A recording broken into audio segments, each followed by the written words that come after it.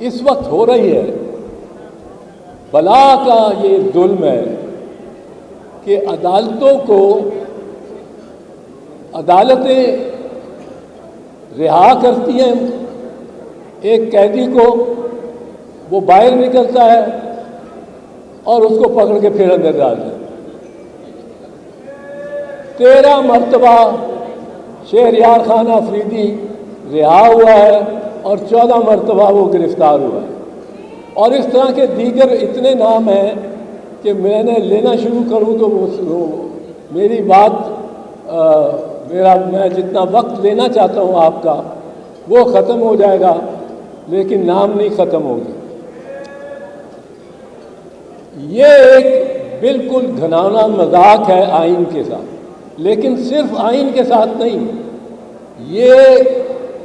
لگتا ہے، محسوس ہوتا ہے کہ کچھ فیصلہ ہو چکا ہے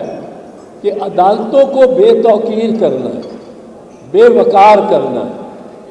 جج کہتا ہے اس کو آپ نے کوئی گرفتار نہیں کرنا، کسی اور ایجنسی نے بھی نہیں گرفتار کرنا، کسی نے اس کو پاس نہیں جانا، اور اگر آپ نے گرفتار کرنا ہے تو پہلے ہمارے پاس آئیں گے، ہمیں دکھائیں گے FIR، اور وہ نکلتا نہیں، وہ دہلیز سے پاؤں باہر رکھتا نہیں پرویز الہی کے ایک اور کیس میں، اس کو پکڑ کے لے جاتے ہیں۔ تو عدالتوں کو بے توقیر کرنے کا، بے وقار کرنے کا یہ ایک عمل ہے جس میں میں سمجھتا ہوں کہ جس قدر مواقع سابق چیف جسٹس صاحب امرتا بندیال صاحب کو ملے، انہوں نے ان سے کچھ حاصل نہیں کیا، ورنہ جس طرح یہ مجمع لے کے، جلوس لے کے، کنٹینر لے کے سپریم کورٹ کے باہر کھڑے ہو کر، اور جس طرح انہوں نے نعرے لگائے، اور اپنی گورنمنٹ تھی ان کی اپنی گورنمنٹ تھی، اس میں ہی نعرے لگائے، اور ان کو باقاعدہ، میں وہ الفاظ نہیں لینا چاہتا کہ وہ نیٹ پہ ہے، ویڈیو ریکارڈڈ ہے، گالیاں آپ سمجھ لیں بالکل دی، لیکن سپریم کورٹ نے خبر نہیں کیوں اتنی درگزر سے کام لیا کہ وہ اتنے پر اعتماد ہو گئے کہ انہوں نے، سپریم کورٹ نے حکم دیا کہ 14 مئی کو الیکشن کراؤ، لیکن وہ کہتے ہیں جی ہم نے نہیں کرانے، 14 مئی کو نہیں۔ 14 مئی کیا ہے؟ ایک یہ لائن چل گئی کہ جب ہم اس عدالت کو ہی نہیں مانتے تو اس کے فیصلے کو کیسے مانیں؟ اب اس طرح تو کام نہیں چلتے، اس طرح تو آئین نہیں چلتا۔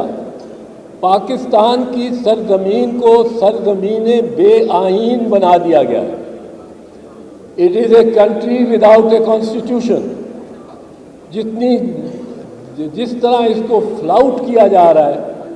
اس کا کھلواڑ بنایا جا رہا ہے آئین کا، اور